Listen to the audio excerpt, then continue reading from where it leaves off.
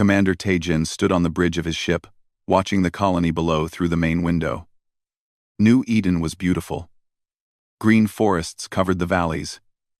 Blue oceans sparkled under two suns. Humans had lived here for 70 years.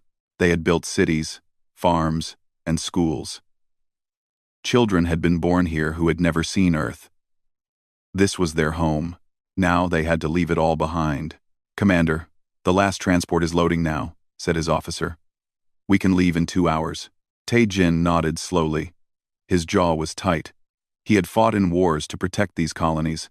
He had lost friends defending these worlds. Now, without a single shot fired, they were abandoning everything. The message from the Galactic Council had been clear. All humans must return to Earth within 1 year. No exceptions, no negotiations. Every colony beyond the Sol system had to be emptied. The Council said humans were too dangerous, too aggressive, too quick to spread across the stars. It was a lie, and Taejin knew it. On Earth, in the Grand Hall of the United Nations, Ambassador Yuna Bay stood before the Council representatives. 12 alien species sat in their seats, looking down at her. Their faces were different. Some had scales. Some had fur. Others looked like walking crystals. But their expressions were the same. Cold. Decided. Final. "Ambassador Bay," said the council leader, a tall being with blue skin. "Your people have 3 months remaining. Have all colonies begun evacuation?" "They have," Yuna said. Her voice was calm, but inside she was burning with anger. "But I must protest this decision one final time. Humanity has broken no laws. We have honored every treaty. We have paid every tax. Why are you doing this?" The council leader looked at the others before answering. "Humanity expands too quickly. In 200 years, you have claimed 47 star systems. Your population grows without control. Your military is too strong for such a young species. The Council has decided that humanity poses a risk to galactic stability." Yuna wanted to laugh at the absurdity. The real reason was simpler. Dr. Hana Kang had discovered something 3 years ago. Zero-point energy. A way to pull unlimited power from empty space itself. It would change everything.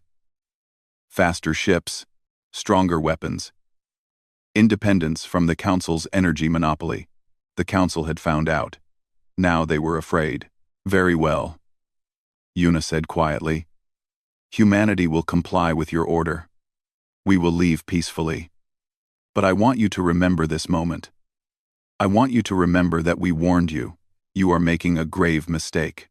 The council leader waved his hand dismissively. "Your warning is noted. This meeting is concluded." Yuna walked out of the chamber with her head high. Behind her, she heard the council members already talking about dividing human territory among themselves. They thought they had won. They thought humanity would crawl back to Earth and stay there forever. They were wrong. On the colony ship Resilience, Dr. Hannah Kang worked in her laboratory. Around her, families were packing their belongings. Children were crying. Adults looked lost and angry, but Hannah worked calmly, encrypting data files. Every piece of research, every discovery, every breakthrough humanity had made in 200 years of space exploration. She was copying it all onto special data cores, small devices that could survive in space for centuries. Her assistant, a young scientist named Mina, watched nervously. "Dr. Kang, what are you doing? We're supposed to be packing." "I am packing," Hannah said with a small smile. "I'm packing our future." She finished encrypting the last file. Humanity's greatest secret. The complete research on zero-point energy. The council thought humans would forget how to make it without access to advanced facilities. They were wrong. This knowledge would survive. "Mina, I need you to do something for me," Hannah said. "Scatter them across the void. Set them to emit a weak signal. One only human sensors can detect." Mina's eyes widened. "You're hiding them, so we can come back for them." "Someday," Hannah said softly. "Someday, humanity will return to the stars. When that day comes, we'll need everything we've learned." In the dark regions of uncharted space, Far from any council patrol, Captain Jay Wu commanded a small fleet of cargo ships. Officially, they were hauling equipment back to Earth. Officially, they would arrive home in 4 months. Officially, they would follow all council orders. But Jay Wu had different orders. Secret orders from Earth's military command. His ships weren't going home. They were going into the deep dark, to places no council ship had ever gone. They carried equipment, supplies, and volunteers, people willing to live in secret for decades, maybe for their whole lives. "Captain, we're approaching the coordinates," said his navigator. "No signals detected, no ships. Nothing. Perfect," Jay Wu said. "Begin setting up the station. Make it look like an asteroid on the outside. And remember, complete communication. Silence. We don't exist anymore." Around a red dwarf star, far from any trade route, humanity began building its first hidden base. There would be others. Dozens of them, scattered across empty space. Small settlements that the council would never find. Places where humans could work, research, and prepare. The council thought they had ended humanity's expansion. They had only paused it. Back on New Eden, Taejin watched the last transport lift off. 10,000 people, leaving behind their homes. He walked through the empty streets one final time. The houses stood silent. Gardens that had been carefully tended for years would soon grow wild. Schools where children learned would gather dust. At the edge of the main city, he found a memorial. Names carved in stone. Colonists who had died here. Pioneers who had dreamed of building something new among the stars. Taejin placed his hand on the cold stone. "I'm sorry," he whispered. "But this isn't over. We'll come back. I promise." He returned to his ship. As it lifted into space, he took one last look at New Eden. Then he turned to his crew. Set course for Earth. Maximum speed. Across 47 star systems, the same scene repeated. Millions of humans boarding ships, entire colonies emptying, worlds that had been alive with human voices falling silent. The great exodus had begun. The Galactic Council watched with satisfaction. Their problem was solved. Humanity had been contained. The dangerous young species was going back to its home system, where it belonged. In a few generations, humans would forget they ever had colonies. They would become just another minor species, dependent on the Council for everything. That was what the Council believed. They didn't notice the strange signals in deep space. They didn't see the small bases being built in the dark. They didn't know about the hidden research, or the secret fleets, or the plans being made in every human heart. The Council had forced humanity to leave. Humanity had warned them. Now, in the empty spaces between the stars, in laboratories on Earth, in the minds of millions of angry humans, something was growing. Not revenge, not hatred. Something more dangerous. Determination. Humanity would return to the stars, and when they did, the galaxy would never be the same. 50 years passed. The galaxy had changed. The Council species had divided the old human colonies among themselves. Where humans once lived, other species now claimed ownership. The farms humans built grew food for alien mouths. The cities humans constructed housed alien families. It was as if humanity had never been there at all. On Earth, life continued. 13 billion humans lived on their homeworld and the moon. To the galaxy, they seemed quiet, defeated. The Council rarely thought about them anymore. But in the depths of space, far from any Council sensor, something else was happening. Admiral Nari Ho stood in the command center of a ship that officially didn't exist. She was 50 years old, the daughter of Commander Taejin, who had led the evacuation decades ago. Her father had died 10 years earlier, but not before passing his mission to her. "Admiral, all fleet elements are in position," her officer reported. 17 bases operational. The new ships are ready for testing. Nari looked at the holographic display. It showed dozens of human vessels, sleek and deadly. These weren't the old colony ships. These were warships built in secret, using technology the Council had never seen. Every ship was powered by zero-point energy cores, built from the research Hana Kang had hidden 50 years ago. Humanity hadn't been sleeping. They had been preparing. Good, Nari said. Maintain silent running. We're not ready to show ourselves yet, but the galaxy was about to change in a way no one expected. On the Council homeworld, Councillor Velthar reviewed reports from the border regions. Something was wrong. 3 colony worlds had gone silent in the past month. All attempts to contact them had failed. Send a patrol to investigate, he ordered.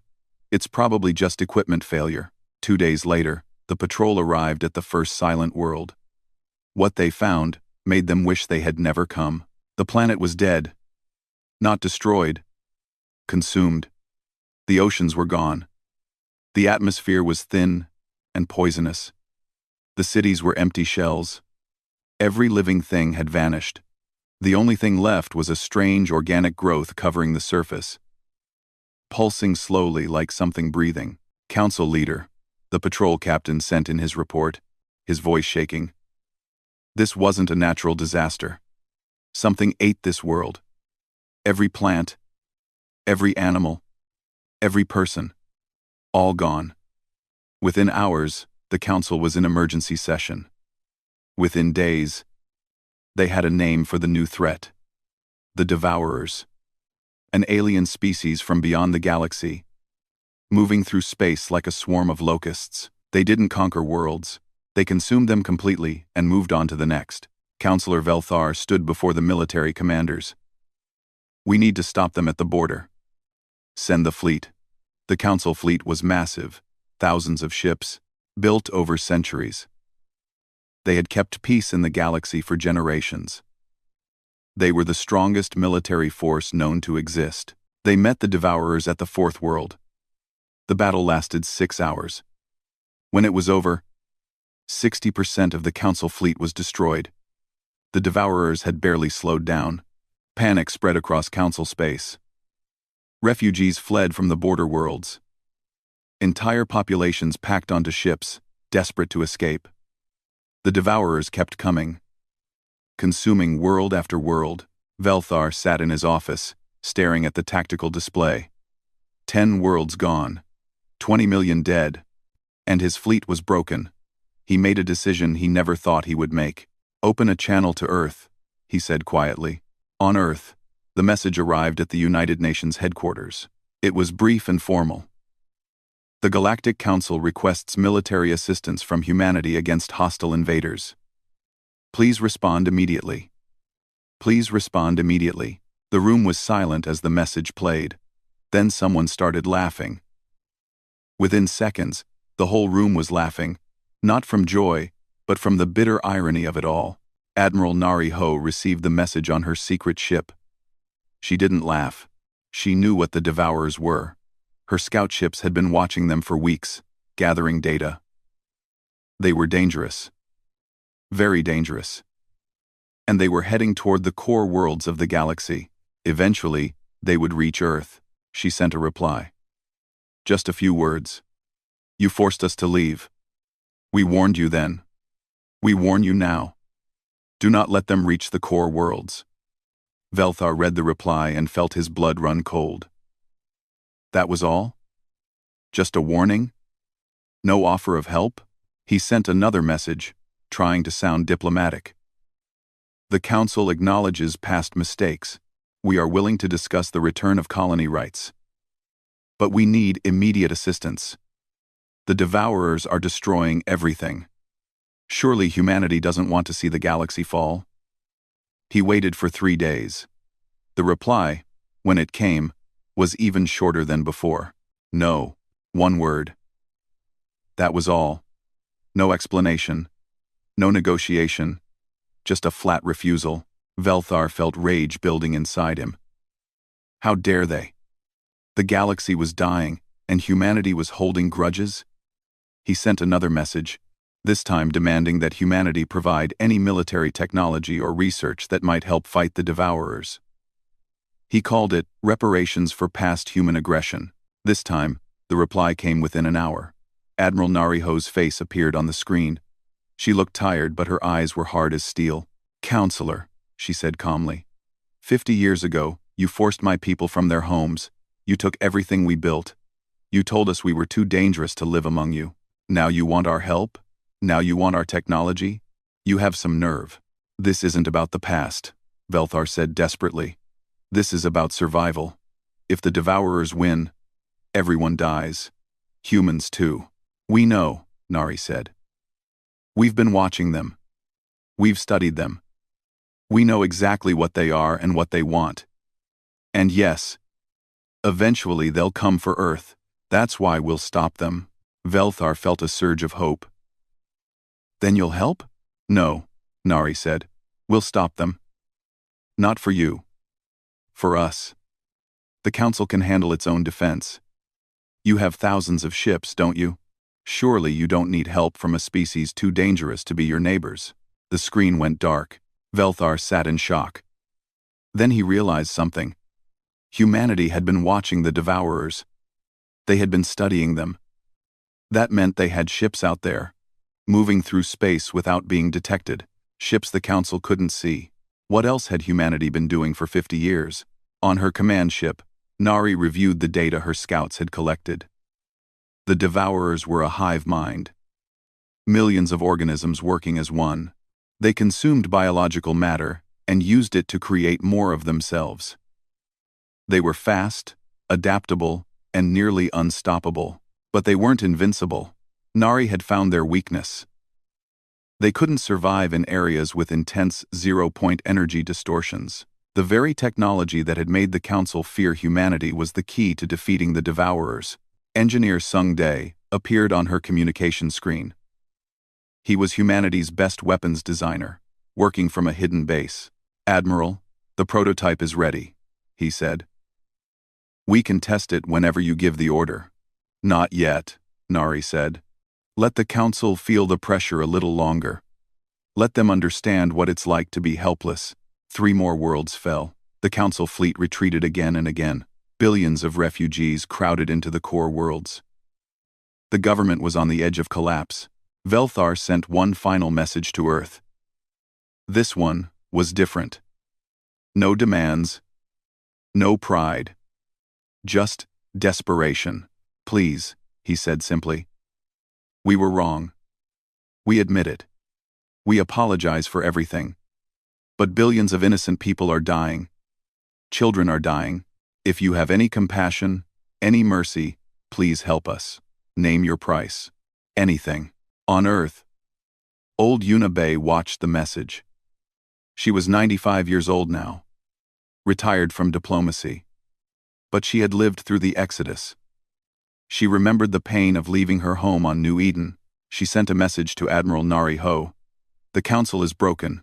They've learned their lesson. It's time to show them what humanity really is. Nari thought about it for a long time. Then she sent her reply to the Council. It was the longest message she had sent. Evacuate the Outer Rim worlds. Pull all your forces back to the core. We will handle the Devourers. Stay out of our way. We warned you about making us leave. We warned you about the Devourers. This is the last warning you'll get from us. Listen this time. Velthar read the message 3 times. Then he gave the order. All Council forces would retreat. They would leave the Outer Rim to its fate, and they would wait to see if humanity's promise was real or just empty words. Admiral Nariho smiled. It was time to remind the galaxy what humans could do when they were pushed too far. All ships, she broadcast on the secure channel. Decloak. Full power to weapons. It's time to introduce ourselves to the Devourers. In the darkness of space, dozens of human warships appeared out of nowhere. Their hulls glowing with energy the galaxy had never seen before. The hunt was about to begin. Captain Rina Hyun's ship cut through space like a knife. It was small, barely the size of a Council scout vessel, but it moved faster than anything the galaxy had ever seen. Behind her, the Devourer hive fleet pursued, dozens of organic ships pulsing with hungry energy. Distance to target zone? Rina asked calmly. 30 seconds, Captain, her navigator replied. Power up the 0-point core.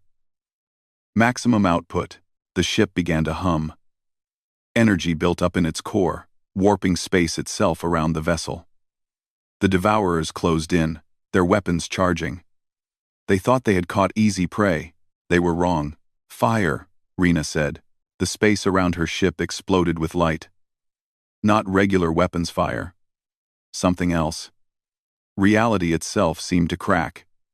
A wave of pure energy burst outward, moving faster than light. When it hit the first devourer ship, the vessel simply stopped existing. No explosion, no debris. It was there one moment, erased the next. The wave continued, touching each devourer ship in turn. 17 seconds after Rena gave the order, the entire enemy fleet was gone. Nothing remained but empty space. Targets eliminated, Rena reported. No damage to our ship. Returning to fleet, Admiral Nari-Ho watched the battle from her command center. Around her, officers cheered, but Nari stayed calm. This was just the beginning. Send word to all ships, she ordered. Begin Operation Cleansing. Show the devourers what happens when they threaten humanity. Across the outer rim, human ships appeared. They had been hiding, watching, waiting. Now they moved into action. Every devourer fleet they found was destroyed within minutes. The aliens that had terrified the entire Galactic Council were being hunted like animals. On the Council homeworld, Velthar watched the tactical displays in disbelief. Human ships were appearing everywhere, moving at impossible speeds, using weapons that made no sense. In 2 days, humanity had destroyed more devourer forces than the Council had eliminated in 3 months. How? He whispered. How are they doing this? His science advisor pulled up energy readings from the human ships. Sir, these readings, they're using zero-point energy. The technology we were afraid they would develop. They've had it for 50 years. Velthar felt sick. The Council had forced humanity to leave because they feared human advancement. In doing so, they had driven humans into hiding, where they had advanced far beyond anything the Council could imagine. The very thing they feared had come true, made worse by their own actions. Another message arrived from Admiral Nari-Ho. This one was broadcast to every Council world. People of the Galactic Council. Humanity is now engaged in combat operations against the Devourer threat. Stay clear of the outer rim sectors. Do not interfere with human vessels. We will push the enemy back and eliminate them. Your forces are too weak and too slow. You will only get in our way. The message was blunt and insulting. But no one protested. They had seen what human ships could do. Deep in Council space, Ambassador Un-Ari arrived on a diplomatic shuttle. She was young, only 30 years old, but she carried the authority of Earth's government. She was nothing like Yuna Bay. Where Yuna had been patient and diplomatic, Un was direct and hard. She walked into the Council chambers without waiting for permission. The Council members looked shocked. Humans hadn't set foot in this room for 50 years. Ambassador, Velthar began. We didn't expect. I'm here to deliver humanity's terms, Un said, cutting him off. She placed a datapad on the central table. These are our conditions for saving your civilization. Velthar looked at the pad. His face went pale as he read. These are demands, not terms, he said quietly. You want temporary military authority over all Council forces, access to our infrastructure, complete freedom of movement, and we're not allowed to question any human operations. Correct, Un said. You have 2 choices. Accept our terms and survive, or refuse and die. The Devourers don't negotiate. They don't care about your pride or your politics. They only consume. We're offering to save you. Be grateful. And if we refuse? Another counselor asked. Un looked at him coldly. Then we'll pull back to defensive positions around human space. We'll let the Devourers finish eating their way through Council territory. Eventually they'll reach us, and we'll fight them there. We'll win, because we're stronger than you. But billions of your people will die first. The Council members looked at each other. They had no choice. They all knew it. We accept, Velthar said, his voice barely above a whisper. Good, Un said. Admiral Nari Ho will arrive tomorrow to coordinate the defense. Do what she says, when she says it. Don't question her orders. Don't try to be heroes. Just stay out of the way and let us work." She turned and walked out without another word. The war intensified. Humanity implemented a brutal strategy that made the council members sick to watch.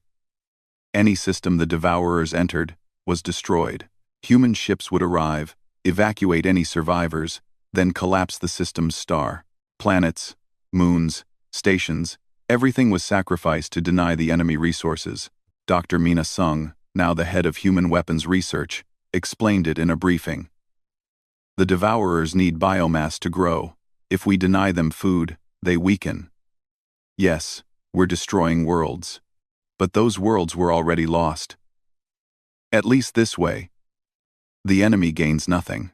The council watched in horror as world after world was sterilized by human weapons. But they couldn't argue with the results.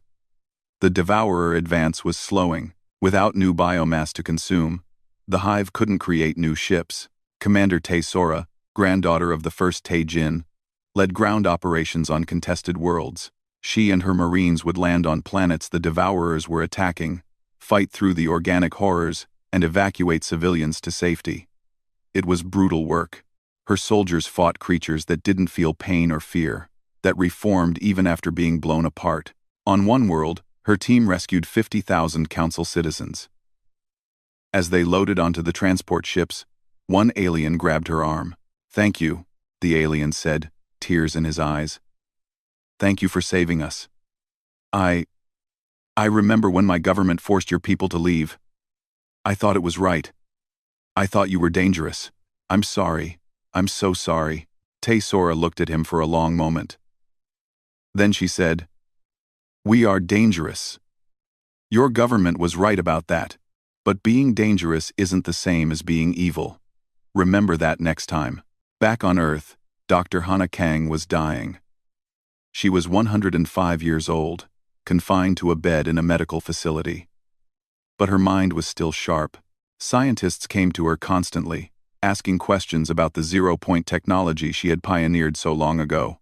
"Dr. Kang," one young researcher said, "the Devourers are adapting to our weapons. They're learning." "What do we do?" Hana smiled weakly. "They're learning how we fight. So change how you fight. They expect energy weapons? Use kinetic strikes. They expect fast attacks? Wait and ambush them. The key to winning any war isn't just being strong. It's being unpredictable." She pulled up a holographic star map with her trembling hand. "Here. These coordinates. That's where the Devourers came from. A rift in space between galaxies. If you want to truly stop them, you need to close that rift. Otherwise, more will keep coming." The researchers stared at the coordinates. It was outside the galaxy, in the vast emptiness between spiral arms. No council ship had ever gone that far. The journey would be dangerous, maybe impossible. "Can we reach it?" one asked. "Human ships can," Hana said. "We built them to go anywhere. Now go. Tell Admiral Nari. Tell her to finish this properly." That night, Hana Kang died peacefully in her sleep. She had lived to see humanity return to the stars. She had lived to see her technology save the galaxy.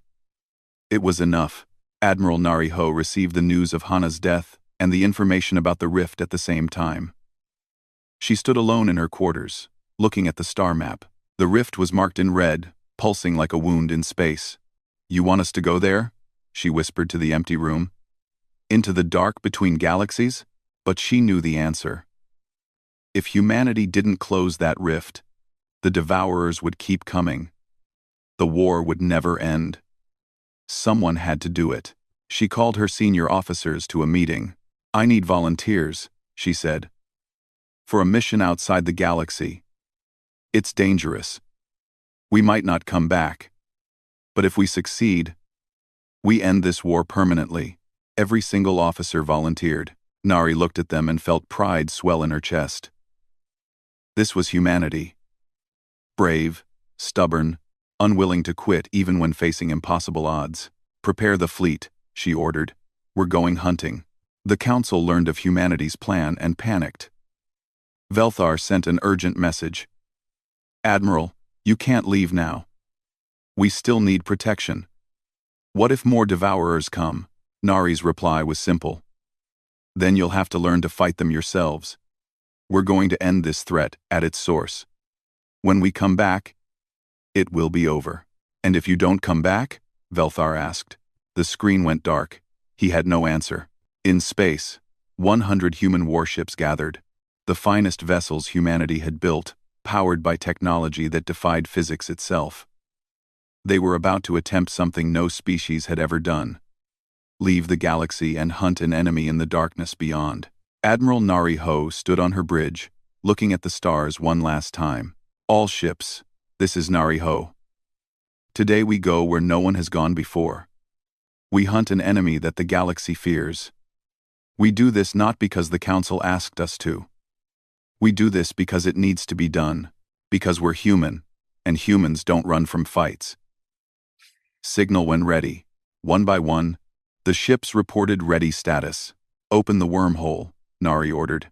Space ripped open before the fleet. Through the tear, they could see nothing but darkness. Empty void stretching forever.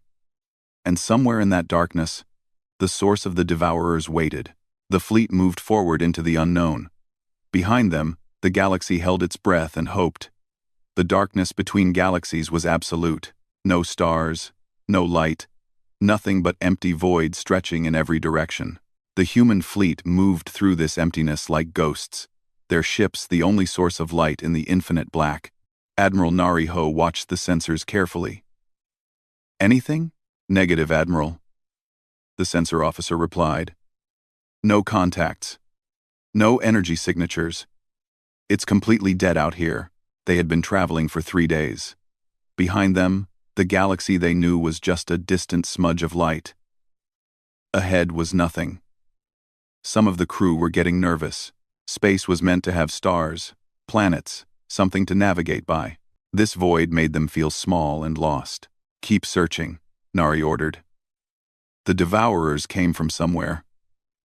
On the ship's lower decks, soldiers prepared their weapons and checked their armor. If they found the devourer source, there would be fighting. Ground fighting. Ship fighting. Maybe both. Commander Tesora walked among them, checking on morale.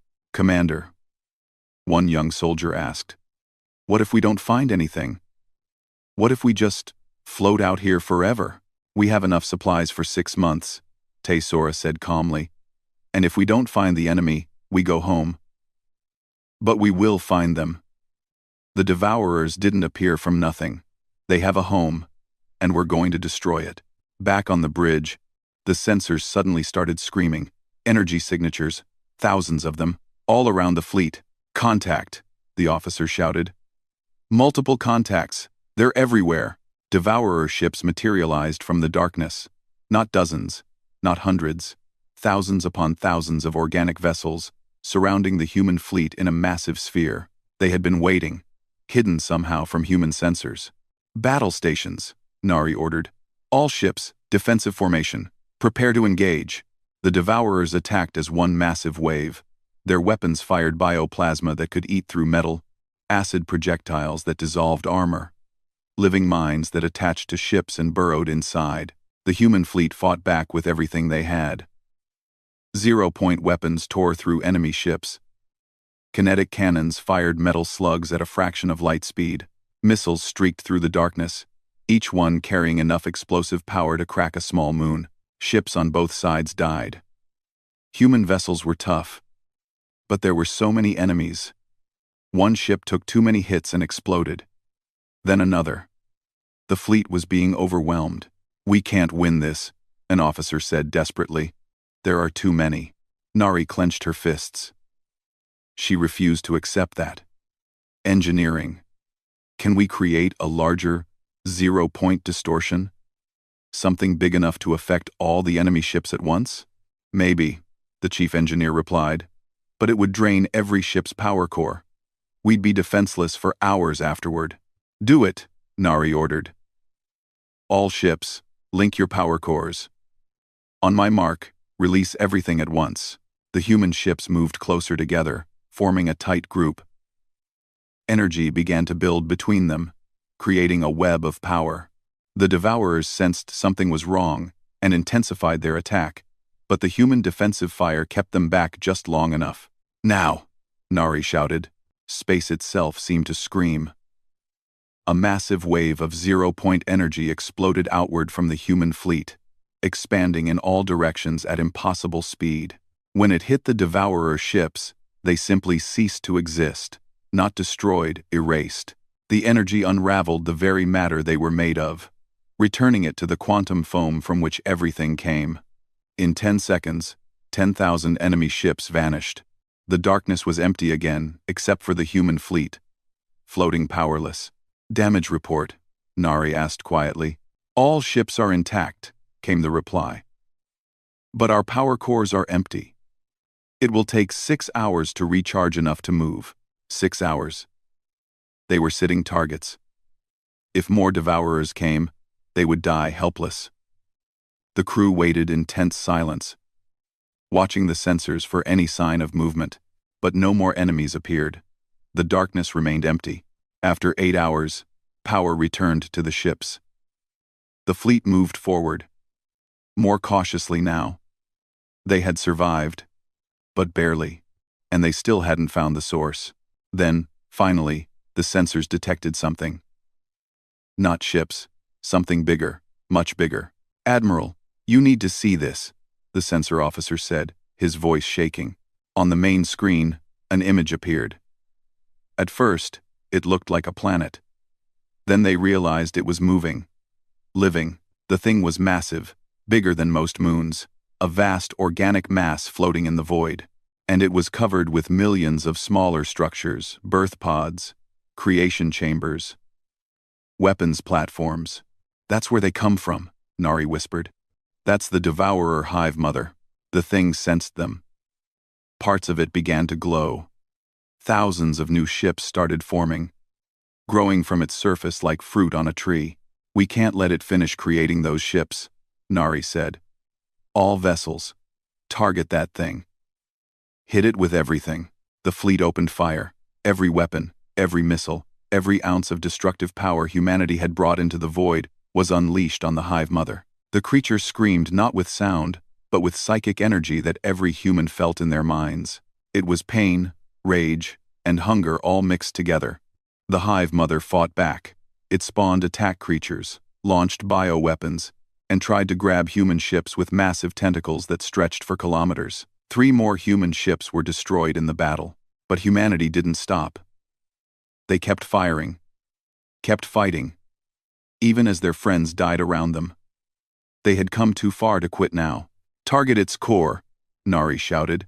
That's where it's most vulnerable. Captain Rina Hyun's ship dove toward the creature, dodging weapons, fire, and tentacles. She flew so close to the surface that her hull scraped against organic matter.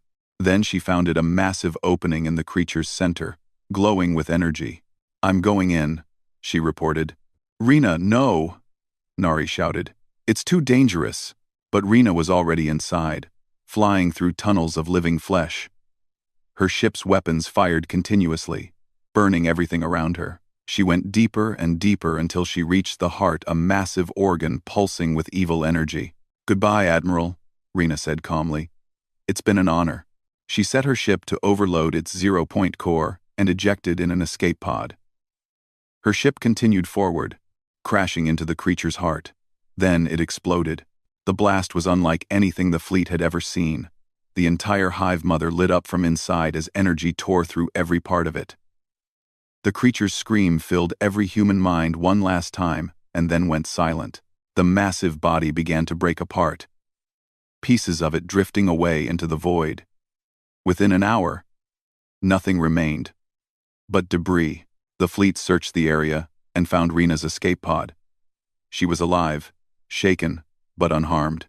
Good work, Captain, Nari said when they brought her aboard the flagship. That was incredibly stupid and incredibly brave. Rina smiled weakly.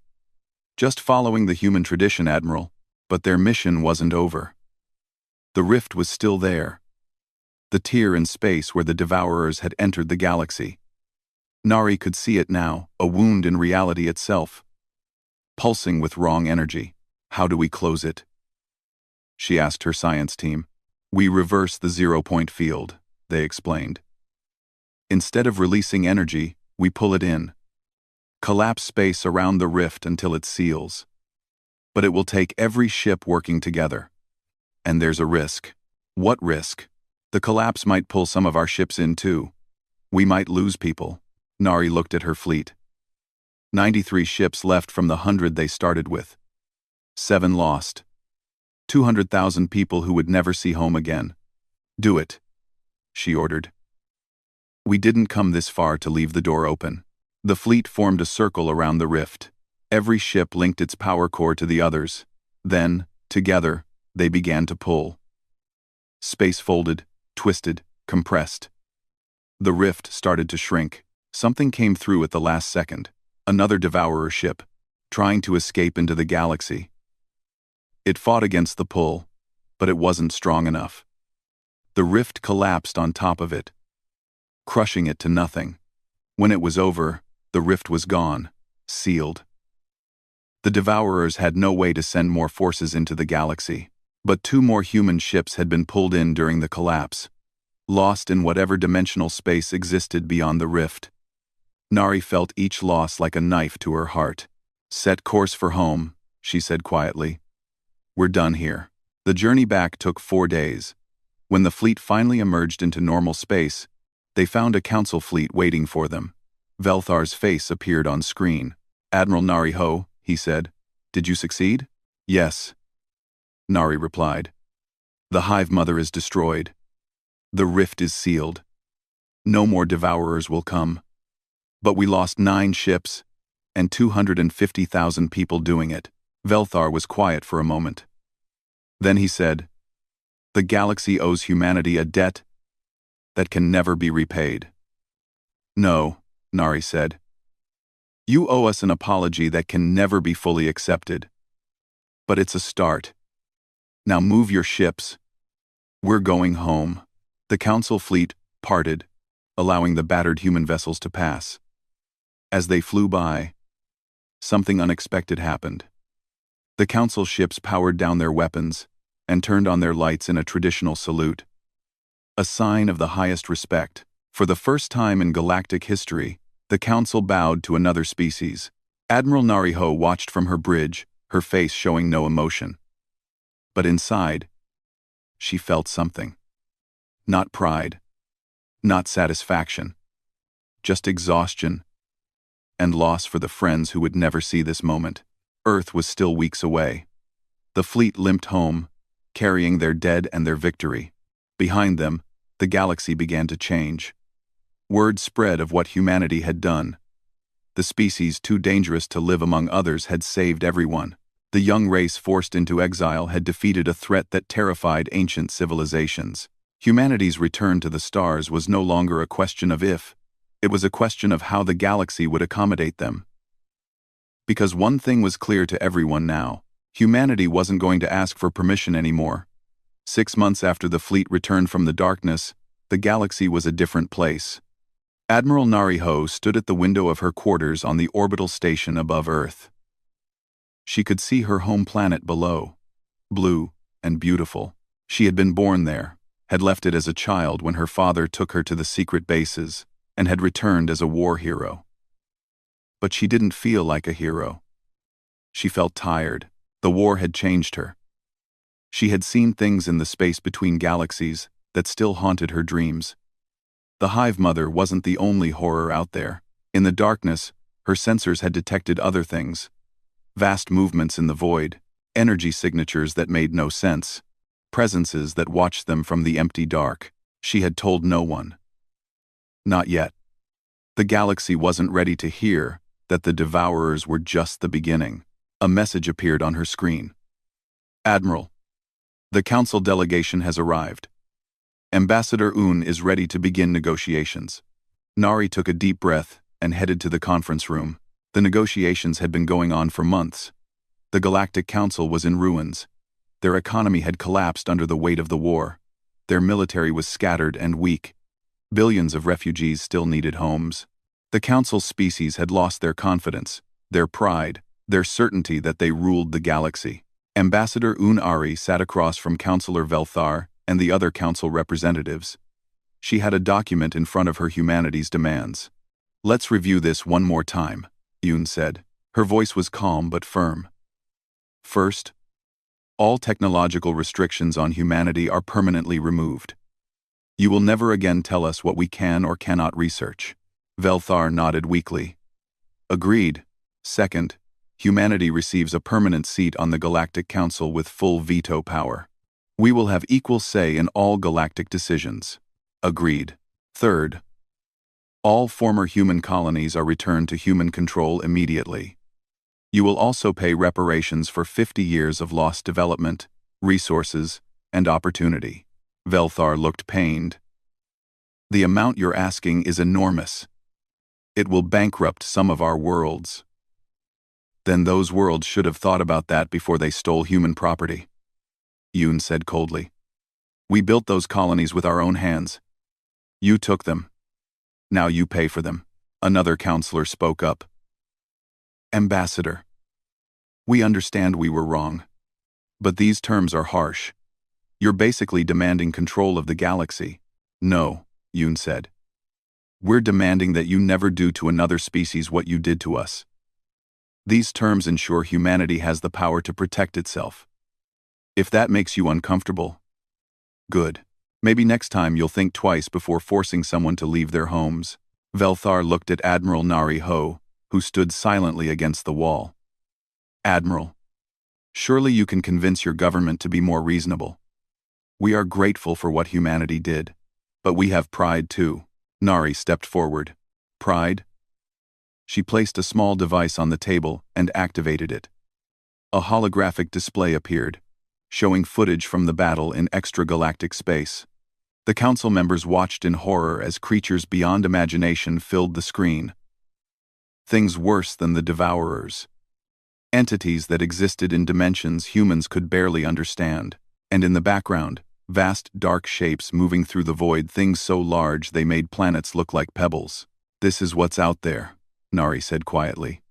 "Beyond our galaxy, in the dark between stars. The Devourers were just scouts, just the smallest members of their ecosystem. There are things out there that make them look harmless. I saw them. My fleet detected them. And some of them noticed us." The room was silent. Everyone stared at the horrifying images. "So here's the situation," Nari continued. "Humanity now has the strongest military in the galaxy. We have the best technology. We have the will to fight. And we know what's coming. You have two choices: accept our terms and work with us to prepare for the next threat. Or refuse, stay weak, and wait for something worse than the Devourers to arrive. Your choice." She turned off the display and stepped back. Velthar looked at the other council members. They all looked back at him, fear clear in their eyes. Finally, he spoke. "We accept all terms. Humanity will have everything it asks for." Un nodded. "Smart choice. Now, let's discuss the Joint Defense Initiative." Over the next weeks, the agreements were formalized. Humanity got everything it demanded. The old colonies were returned, and humans began moving back to the worlds their grandparents had built. New colonies were established in previously restricted areas. Human ships patrolled space that had been forbidden to them for 50 years. But humanity didn't act like conquerors. They helped rebuild. Human engineers designed new defensive stations. Human doctors treated refugees. Human ships protected trade routes. They had power now, but they used it to make the galaxy stronger, not to dominate it. On Earth, Elder Yuna Bay prepared to give her final speech. She was 110 years old now, confined to a floating chair that moved for her. But her mind was still clear. She had lived through everything: the exile, the silence, the war, and now the victory. The speech was broadcast across the entire galaxy. Every species heard her words. 50 years ago, Yuna began, her voice soft but carrying authority. You forced my people to leave.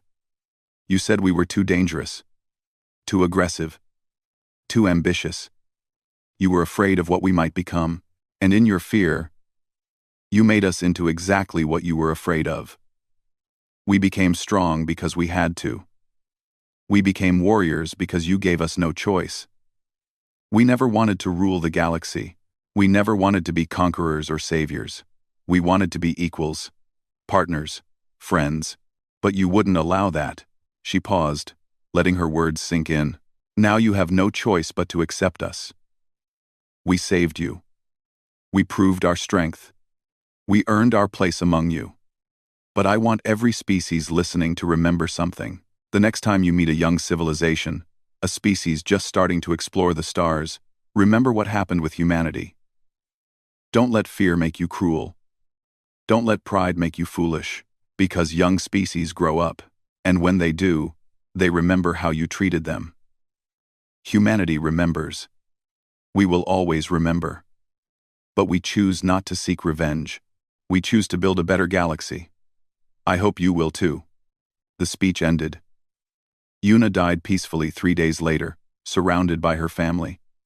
She had lived long enough to see her people return to the stars. It was enough. The galaxy began to change. Human and alien children played together on colony worlds. Mixed crews served on ships. Human technology was shared, making everyone's lives better. The fear and suspicion slowly gave way to cooperation. But not everyone forgot the past. On some worlds, alien populations protested human presence. Some species still believed humans were too dangerous, too unpredictable. There were incidents, violence, sabotage, hatred that ran deep. Humanity handled each case carefully. They didn't respond with force. They responded with patience and time. Slowly, the protests faded. Slowly, the galaxy learned to see humans not as invaders or saviors, but simply as neighbors. On a restored colony world called New Eden, Commander Tay Sora walked through the rebuilt city. This was where her grandfather had commanded the evacuation 50 years ago. Now humans lived here again, along with aliens who had been invited to stay. She found the memorial stone, the one her grandfather had touched before leaving. New names had been added, soldiers who had died in the war against the Devourers. She placed her hand on the cold stone, just as he had done. "We came back, grandfather," she whispered, "just like you promised." In orbit above Earth, Admiral Nari Ho and Fleet Admiral Jay Wu met one final time. Jay Wu was retiring, returning to Earth to live out his remaining years. He had spent most of his life in space, building humanity's hidden strength. Now his work was done. "You did good," Nari told him. "Your secret bases made all the difference." "It was necessary," Jay Wu said. "But I'm glad it's over. Now someone else can watch the stars. I'm too old for this." "Are you worried?" Nari asked. "About what we found out there?" Jay Wu looked at the star display, showing the entire galaxy with humanity's new territories marked in blue. Then he looked at the dark regions beyond the galactic rim, where unknown things waited. "Yes," he said honestly. "But I'm also hopeful. 50 years ago, we were alone. Now we have allies. Not perfect allies, but allies nonetheless. When the next threat comes, and it will come, we won't face it alone." Nari nodded. She had already started preparing. New defensive stations were being built at the galactic rim. Better sensors were watching the void. Humanity's fleet was growing, incorporating lessons learned from the Devourer War. On her star map, she had marked dozens of red dots. Unknown, hostile signatures detected in deep space. Things that might be threats. Things that might just be passing through. Things that humanity needed to keep watching. She thought about the Council's old fear. They had been right in a way. Humanity was dangerous. But now the galaxy understood something important. Dangerous and evil were not the same thing. Sometimes you needed dangerous friends to face a dangerous universe. In a small apartment on Earth, a young girl named Hana played with her toys. She was named after the scientist who had saved humanity's research all those years ago. She didn't know that yet. She was only 5 years old. But one day she would learn the story. One day she would understand what her people had accomplished. For now, she just played, innocent and happy, under the protection of the strongest fleet in the galaxy. Admiral Nari Ho stood alone in her command center, watching the galactic map. She thought about Elder Yuna's words. About being equals, not conquerors. About building something better. But she also thought about the darkness between galaxies. The things waiting there. The threats that would eventually come. She touched a button, bringing up the red markers on her display. Then she whispered to the empty room, "We warned them. We saved them. And if we have to, we'll do it again. Because that's what humans do. We survive. We adapt. We protect. No matter what comes out of that darkness, we'll be ready." Outside her window, Earth turned slowly in space. On the surface, 13 billion humans lived their lives. Most of them never knowing how close they had come to extinction. Most of them never knowing what waited in the dark. But Admiral Nari Ho knew. And she would make sure humanity was ready. Because the devourers were gone. But the galaxy was still dangerous. And in the endless dark between galaxies, ancient things stirred and noticed the young species that had dared to enter their domain. The next threat would come. It was only a matter of time. But when it did, humanity would face it the same way they had faced everything else, with courage, determination, and the absolute refusal to give up. They had been forced to leave. They had warned the galaxy. Now they had returned, stronger than ever, and they would never leave again.